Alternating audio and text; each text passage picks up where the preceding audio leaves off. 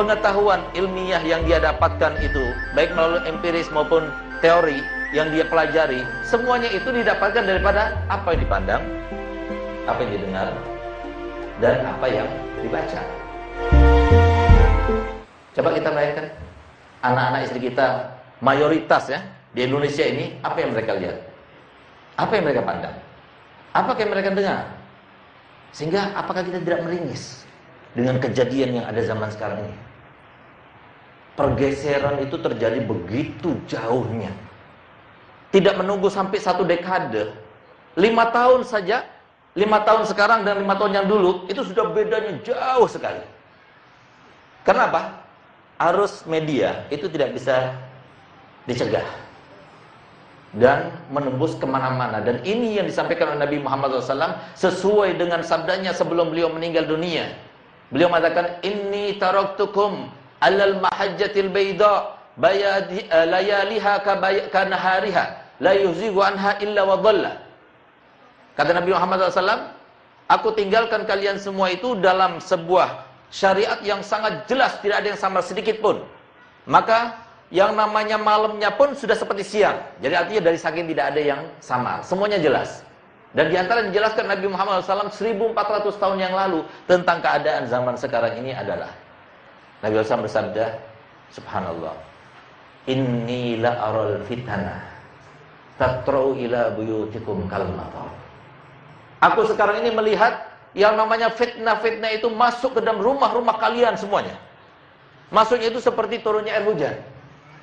Subhanallah. Kalau kita lihat dengan pandangan mata yang kasat saja, maksud daripada hadis Nabi itu apa? Televisi. Kenapa? Televisi itu kenapa ada gambarnya? Karena dia dapat sinyal dari antena. Lalu antena kenapa dia itu bisa mengirim sinyal gambar ke televisi? Karena dia mendapatkan sinyal dari satelit sana. Kalau kita belajar statistik sinyal yang diturunkan daripada satelit di atas sana ke setiap antena di atas rumah itu ternyata seperti lainnya turun hujan, turun silih berganti. Ini yang dikatakan Nabi Muhammad SAW. Inilah aral fitnah tatra'u ila buyutikum. Ini yang banyak merubah kaum muslimat menjadi bukan seperti muslimat. Ini yang banyak merubah kaum muslimin bukan seperti muslimin. Jangan samakan antara pacaran sekarang dengan pacaran di zaman kita dulu. Kita pacarannya kayak gimana sih? Dapat salam aja udah luar biasa. Ya kan? Mau ketemuan saja, ya Allah. Padahal orang tua kita di mana? Jadi melihat dulu, padahal nggak mungkin ke situ orang tua kita gitu.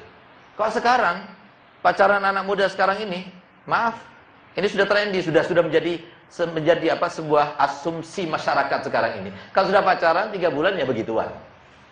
Sehingga tidak heran kalau sekarang ini anak-anak muda sekarang ini ketika dilakukan sebuah penelitian oleh KPAI, itu disebutkan tahun 2009 itu data statistik yang terbukti dari koresponden yang dikumpulkan dari 32 provinsi di Indonesia, 62,7% siswi SMP dan SMA Indonesia tidak perawan.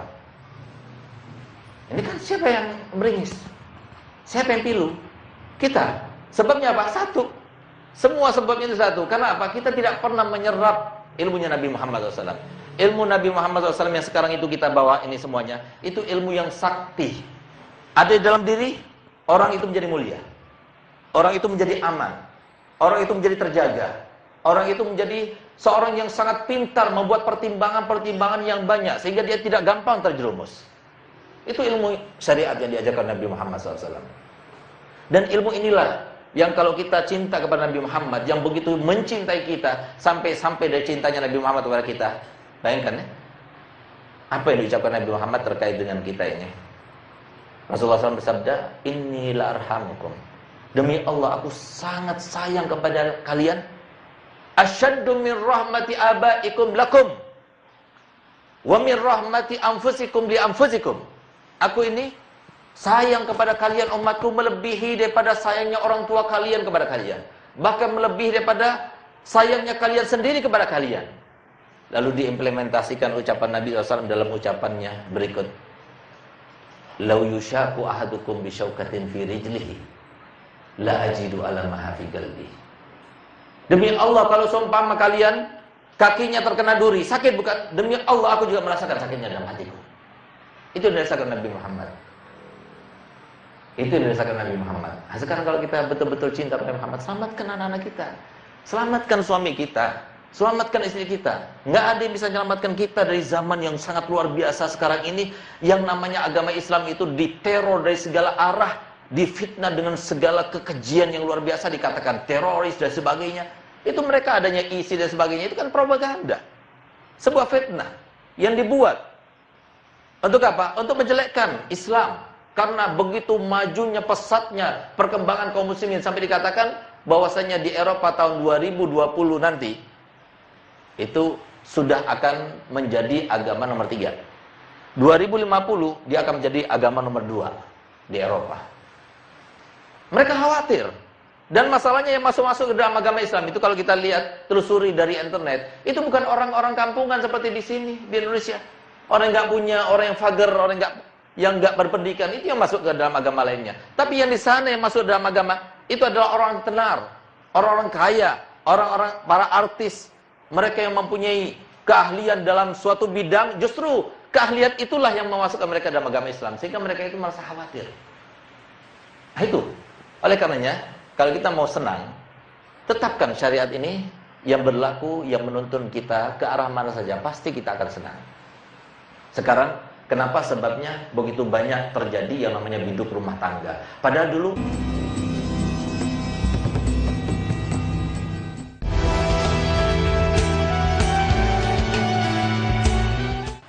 apa yang diucapkan Nabi Muhammad terkait dengan kita ini? Rasulullah SAW bersabda, "Inni la arhamukum." Demi Allah, aku sangat sayang kepada kalian. Asyaddu min rahmati abaikum lakum.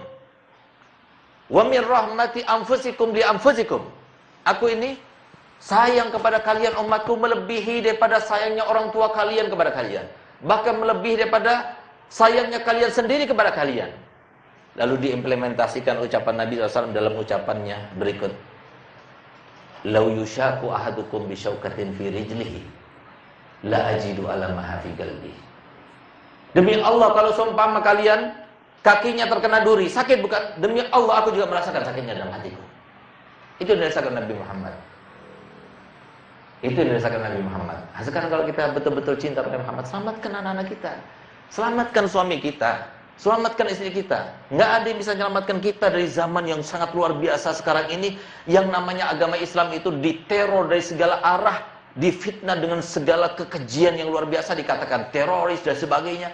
Itu mereka adanya isi dan sebagainya, itu kan propaganda, sebuah fitnah yang dibuat untuk apa? Untuk menjelekkan Islam. Karena begitu majunya, pesatnya perkembangan kaum muslimin, sampai dikatakan bahwasanya di Eropa tahun 2020 nanti itu sudah akan menjadi agama nomor 3. 2050 dia akan menjadi agama nomor 2 di Eropa. Mereka khawatir.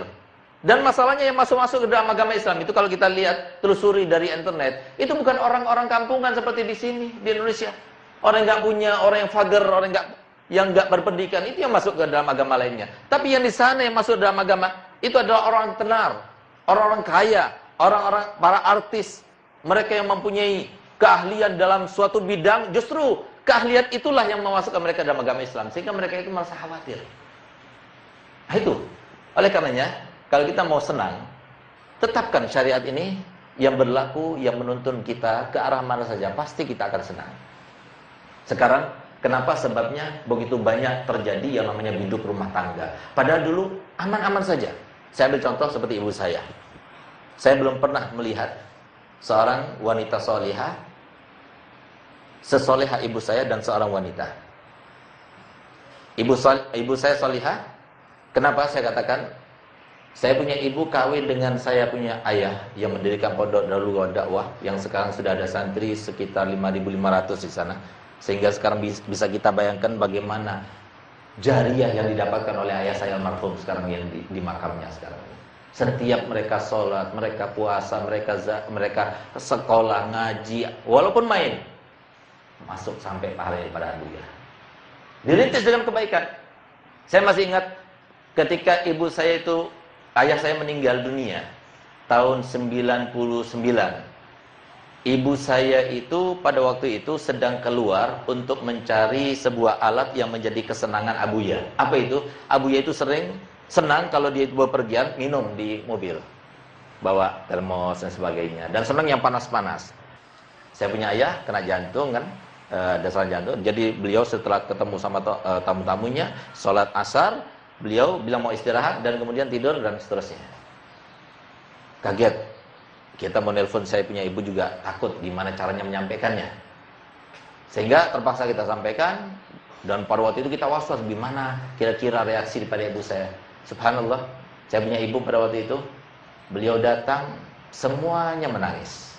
Yang melihat pun juga menangis, karena reaksi yang akan terjadi itu bagaimana kira-kira. Membayangkan itu sudah membuat sedih. Tapi subhanallah, apa yang terjadi? Satu tetes air mata pun nggak keluar. Sampai begitu kelihatan jenazah ayah saya, beliau langsung tertelungkup. Tapi nggak nangis. Nggak nangis. Sampai 3 hari nggak nangis. Setelah itu baru kemudian beliau mengurung diri. Apa sebabnya? Karena pada waktu ayah saya meninggal dunia, kami baru pulang dari Madinah. Saya baru pulang dari Madinah. Saya punya kakak Abid Zain yang sekarang jadi mudi juga baru pulang dari Madinah. Ada. Sampai sekarang masih ada. Wanita solihah ada. Dan saya punya ibu ini kalau udah bangun malam, jam 2 malam bangun, baca Quran itu sampai jam 8 pagi. Setiap hari kerjanya seperti itu. Nah, sehingga pantas kalau suami yang seperti itu melahirkan anak-anak yang soleh. Kenapa? Nabi SAW bersabda, solahul walad bisolahil Ibu itu menentukan anak itu baik atau tidak, itu tergantung ibunya. Kalau sudah ibunya kayak begini, tidak baik, bagaimana anaknya? Ibunya materialistis. Ibunya itu pikirannya selalu ke dunia. Ibunya tidak bisa mendidik. Didik dirinya saja tidak bisa, apalagi mendidik anaknya. Ibunya ahli televisi. Ibunya ahli sinetron, apalagi anaknya. Ibunya berani kepada suaminya, apalagi anaknya. Itu semua adalah sebuah pertimbangan-pertimbangan yang seharusnya kita jadikan sebuah percontohan. Ada lagi satu perempuan solihah yang saya pernah lihat. Hanya 2 ini yang saya bisa lihat dan saya bisa buktikan sendiri. Yang satu masih umurnya 25 tahun. Dia bukan istri pertama, istri kedua. Dia ada televisi, suaminya orang kaya. Tapi dia nggak pernah lihat televisi. Dia pakai tutupan, tadar. Kemudian bukan dia yang bermimpi, tapi orang lain yang bermimpi, Nabi Muhammad SAW. Dan ingat, di dalam hadis Bukhari sebutkan bahwasanya Nabi SAW bersabda, "Man ra'ani fil manam faqad ra'a haqqa fa inna syaitan la yatamatsalu bi." Barang siapa yang melihatku dalam mimpinya, maka dia itu telah melihat nyata, karena syaitan itu tidak bisa menyerupai aku. Dia melihat Nabi SAW dan Nabi SAW bersabda, berkata kepada yang mimpi itu, "Tahukah engkau fulana binti fulan itu, dia itu adalah wanita yang paling mirip dengan neneknya Sayyidatuna Khadijah dan Sayyidatuna Fatimah Zahra." Nabi Muhammad yang muji. Tapi apa yang terjadi? Ini istri nggak pernah bikin marah sama suaminya, nggak pernah. Nggak pernah. Dia itu kalau sakit nggak ditampakkan pada suaminya. Takut sampai buat bingung suaminya dan sebagainya. Seperti siapa? Sayyidah Khadijah. Yang kayak begini gimana? Bahagia. Di dunia sudah bahagia karena dipuji oleh Nabi Muhammad. Ada pujian, ada lebih baik daripada pujian Nabi Muhammad. Kalau semua dunia dan seisinya diberikan kepada dia, dibandingkan dia tidak mendapatkan pujian Nabi Muhammad, masih kecil. Nabi Muhammad yang muji. Nah itu. Kenapa dia dapat yang semacam ini? Ya harus melawan hawa nafsu. Nggak mudah orang mau nggak marah. Siapa sih orang nggak marah? Tapi tahan. Makanya Allah Ta'ala dalam Al-Quran menyebutkan wal kadhiminal ghaidha wal afina 'anil nas. Tidak dikatakan oleh Allah Ta'ala dalam Al-Quran itu mereka tidak pernah marah. Enggak, tapi orang yang menahan marah. Nah sekarang bagaimana ibu-ibu menahan marah kalau nggak tahu caranya? Gimana nggak tahu caranya orang mereka nggak pernah hadir majelis taklim? Semuanya ada, Bu. Ini majelis luar biasa yang semacam ini. Cuma untuk menghadirinya itu tidak mudah. Karena apa? Setan pasti menghadang. Nggak bakalan dibiarkan. Nah, oleh karena itu, Bu, sekarang ini memang sudah waktunya. Suami itu apa katanya ibu? Kalau ibu pengen bahagia, suami ibu menjadi pemimpin yang benar-benar pemimpin bagi istri maupun anak-anaknya. Kesempatan, ibu punya senjatanya. Kenapa? Karena ibu termasuk 85% gitu loh. Gimana caranya? Gini. Pokoknya suamiku mulai sekarang, aku tidak mau ngasih. Nggak malam Jumat, nggak malam Senin. Kecuali kalau kamu hadir majlis taklim. Kalau kamu hadir majlis taklim, aku kasih. Kalau enggak. Oh, nurut dia. Bakal hadir. Dan buktikan kata-kata saya. Ini pasti, demi Allah, pasti nggak mungkin berubah. Kenapa? Allah dan Rasulnya yang sudah menjamin. Ilmu yang lainnya itu, pertimbangan yang lainnya itu nggak pasti. Sekarang itu harus kita berkata demikian. Kenapa? Kita ini sekarang berusaha untuk merayu siapa? Saudara kita. Kalian saudara kita. Dan Rasulullah berkata, kalau kita melihat orang lain itu bukan saudaranya, dia bukan orang beriman. La yu'minu ahadukum hatta yuhibba li akhihi ma yuhibbu li nafsihi. Demi Allah, tidak beriman di antara kalian sampai melihat orang lain itu, dia harapkan untuknya seperti dia harapkan untuk dirinya sendiri. Demi Allah, Bu, kalau ini lakukan, Bu, 1 bulan saja atau 2 bulan saja, pasti perubahan itu terjadi besar dalam rumah tangga. Bagaimana mereka akan jadi pemimpin? Sholatnya kadang-kadang nggak benar, jamaahnya nggak benar. Bagaimana mereka itu akan tidak melakukan KDRT? Karena mereka nggak paham akibatnya apa. Sekarang banyak di antara kaum muslimin sekarang ini berbuat ini, berbuat itu, menzalimi ini dan sebagainya, mencuri sana, mencuri sini. Mereka nggak tahu. Yang dia dapatkan itu bukan membahagiakan, menyengsarakan. Pasti, nggak mungkin nggak. Saya kemarin, subhanallah, saya pernah memberikan suatu kajian di dalam suatu majlis taklim, bahwasanya Nabi SAW bersabda, semua yang kita ambil dengan cara yang tidak benar itu menyengsarakan dan tidak membahagiakan. Subhanallah, ini datang pada saya, Bib, betul Bib. Kenapa? Dia orang Madura gitu, jadi logatnya kayak gitu. Betul kata sampean, Bib. Kenapa? Saya ini pedagang bakso, Bib. Setiap hari saya dapat keuntungan kira-kira antara 150 sampai 200 ribu. Suatu waktu, Bib, saya lagi jualan, datang pelanggan saya, dia bayar, mungkin lupa dompetnya. Saya lihat isinya ada 750 ribu. Daripada susah-susah cari duit, Bib, saya pikir pada waktu itu saya ambil, Bib. Saya buang di sampah dompetnya. Akhirnya sudah saya pakai. Subhanallah, Bib, 1 minggu kemudian, Bib, waktu saya mau jualan, Bib, masa gerobak saya ditabrak mobil, Bib? Tumpah itu isinya. Wah, gerobaknya rusak. Subhanallah, saya total waktu saya bawa untuk benarkan apa gerobaknya itu, ternyata 750 ribu, Bib. Ditambah lagi saya nggak bisa jualan seminggu. Tuh. Ini yang terjadi. Jangan pernah dibohongi sama setan. Ini yang terjadi. Tapi kalau kita solihah, biar yang namanya istri harus kayak begini memang. Seperti Sayyidah Khadijah, seperti Sayyidah Fatimah, seperti Sayyidah Aisyah. Harus kayak gini memang. Jangan ditentang. Apa yang dilakukan oleh Nabi Muhammad. Jangan kita katakan, oh kalau kita kayak gini, tambah jadi suami kita. Jangan. Kenapa? Allah juga pasti telah berfirman di dalam hadis ini salam. Innal birra la yabla, waz-zamba la yunsa, wad-dayyan la yamut, faf'al ma syi'ta fakama tadinu tudan. Ingatlah yang namanya kebaikan tidak mungkin dilupakan. Yang namanya dosa tidak mungkin tidak dicatat. Yang namanya zat yang maha menuntut balas, tidak mungkin dia itu akan lalai. Kalau sudah kamu tahu 3 hal itu, kata Nabi Muhammad, silahkan lakukan apa saja. Tapi ingat, sebagaimana kamu berbuat, pasti kamu akan mendapatkan balasan setimpal. Nah, oleh karena itu, jadi orang seperti kita ini, karena kita punya ilmu, alhamdulillah, saya kawin, saya punya istri 16 tahun. Punya anak 6, laki semua. Saya nggak pernah main tangan. Saya nggak pernah sampai membentak begitu. Nah. Atau mengatakan anjing. Nah. Dikatakan anjing pernah, tapi mengatakan anjing nggak pernah. Kenapa? Saya takut. Kenapa takut? Ilmu mengikat kita. Tapi berkatnya ini apa? Alhamdulillah kita nikmat, hidupnya nikmat. Dan kita bahagia. Walaupun tentunya yang namanya cobaan itu pasti ada, nggak mungkin nggak ada. Saya punya yang namanya, karena di rumah saya kan saya kiai. Jadi banyak murid-murid yang mau berbakti di rumah. Jadi untuk berkhidmah itu namanya itu. Ada sekitar 5 orang atau 6 orang. Banyak mereka. Bukan berarti saya itu semenjak mereka berada sekian lama, saya tidak pernah marah kepada mereka. Ya, suatu waktu pernah saya nyuruh, nggak dengar. Saya nyuruh sesuatu, nggak dilaksanakan. Itu buat apa saya marah? Saya punya pertimbangan, saya punya ilmu. Saya punya ilmu. Sebagaimana Nabi SAW berkata kepada Anas bin Malik. Anas bin Malik pernah meriwayatkan dalam hadisnya, aku bersama Nabi 10 tahun lamanya. Tidak pernah sekalipun Nabi SAW kemudian menegurku dan mengatakan, kenapa engkau lakukan ini? Atau kenapa engkau tidak melakukannya? Ya Allah. Kenapa? Nabi SAW telah bersabda ketika Aisyah akan memarahi Anas bin Malik karena dia menumpahkan segala sesuatu. Apa katanya Rasulullah SAW? Dak. Biarkan. Fa inna ma qada qaddar. Allah kalau menentukan sesuatu, ada yang bisa mencegah. Nabi SAW di dalam hadis yang diriwayatkan oleh Imam Muslim telah menyebutkan, "Law istamal insu wal jinnu ala yanfa'uka bi syai'in lam yanfa'uka illa bi syai'in qad katabahu Allah." Kalau seumpama seluruh manusia berkumpul untuk memberikan kemanfaatan kepada kamu, satu kemanfaatan saja, kalau Allah enggak berkehendak, enggak bakal terlaksana. Kok kita sampai mau dibohong-bohongi sama setan ini? Mana ada, Bu, yang namanya manusia di dunia itu senang dimarahi? Enggak ada. Impian pun enggak pernah. Impian kamu apa?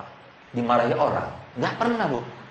Jadi artinya apa? Enggak ada yang namanya pembantu, dia itu melakukan sesuatu pas sengaja. Kamu sih enggak benar-benarnya. Kamu sih, jadi kan nyalain si pembantunya ini. Padahal mana ada pembantu yang mau dimarahi gitu. Sampai akhirnya kadang kata-kata keluar yang tidak pantas. Padahal Nabi SAW di dalam ajarannya Islam ini, Nabi SAW bersabda, "Man kassara qalba mu'minin walau kalimatan faka'annama haddamal ka'bata sab'ina marratan." Barang siapa yang menyakiti hati seorang mukmin walaupun hanya dengan satu kalimat, maka dosanya itu sama seperti menghancurkan Ka'bah sebanyak 70 kali. Berapa banyak sudah kita lakukan ini? Sebentar lagi kita nggak tahu. Bukan bertambah umur kita berarti tambah banyak umur kita, tidak, tapi bertambah sedikit sisanya. Dan kita akan melihat itu semuanya. Jadi sebelum itu terjadi, mari kita ingat dan kita kembali kepada apa yang disampaikan Nabi Muhammad SAW itu pasti benar, nggak mungkin salah. Begitulah semua nabi, semua rasul. Oleh karena itu, ayo kita berusaha menjadikan posisi kita seperti posisi yang disampaikan oleh Nabi Muhammad SAW. Dan jangan sampai kita mengatakan, oh nanti kita kalau begini berarti dia akan tambah. Itu pertimbangan yang nggak pasti. Tapi yang apa yang disampaikan Nabi Muhammad itu pasti. Nah, jadi mungkin itu adalah sebagai pembuka. Kemudian kalau ingin bertanya masalah tolak, masalah rujuk, masalah pernikahan dan sebagainya, silahkan.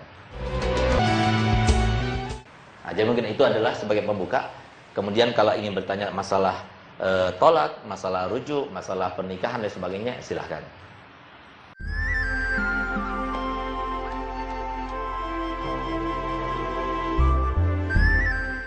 Nah, jadi di situ ada 3 pendapat ulama. Yang muktamad adalah yang diharamkan ketika istri haid itu adalah al-istimta. Kalau dengan kita menggunakan istilah istimta, berarti melihat pun nggak boleh, apalagi menyentuhnya. Melihat pun nggak boleh, apalagi menyentuhnya. Itu yang muktamad. Kemudian ada gaul yang kedua, yaitu yang diharamkan itu adalah al-mubasyarah lima baina surrati wa rubbati. Yaitu kalau bersentuhan langsung, bersenang-senang dengan yang kaitannya itu bersentuhan langsung. Apapun yang disentuhkan, pokoknya antara pusar dan lutut. Nah, itu yang nggak boleh, karena mendekati sesuatu yang diharamkan, takutnya sampai bersetubuh. Terus yang ketiga, itu pendapatnya Imam Nawawi. Nah, Imam Nawawi berpendapat, padahal Imam Nawawi itu adalah seorang ulama yang sangat kritis. Nggak gampang dia itu menerima suatu pendapat daripada pendahulunya. Nah, kenapa? Karena Imam Syafi'i membuka celah untuk itu, di mana Imam Syafi'i mengatakan, "Idza sahal hadisu fadzaka mazhabi." Kalau seumpama hadis itu sahih, melebihi daripada hadis yang aku pegang, maka itu adalah mazhabku. Nah, sehingga dari ucapannya Imam Syafi'i inilah kemudian ada khilaf-khilaf di antara ulama itu. Nah, di antaranya Imam Nawawi berpegang teguh kepada hadis yang mengatakan if'al isna'u kulla syai' illa nikah. Itu hadis lebih kuat daripada hadis yang digunakan sandaran oleh Imam Syafi'i. Lakukan apa saja, yang penting jangan jima. Nah, jadi artinya apa? Kalau kita bisa kuat, bisa nahan, lebih baik kita pakai yang muktamad. Kalau kita tidak bisa nahan, ya boleh kita pakai yang kedua. Nggak bisa nahan juga, yang kedua kan berarti kan cuma sebatas masih ada penghalang, tapi dia bersenang-senang dengan yang ada di antara pusar dan lutut. Nah, gitu. Begitu pula seperti dengan onani. Jadi apa? Si istri mengonani kepada suami. Itu kalau dengan tangan istri, itu hukumnya tidak apa-apa. Tidak apa-apa, halal murni 100%. Kalau istri yang melakukan. Tapi kalau kita sendiri yang melakukan untuk diri kita sendiri, itu haram.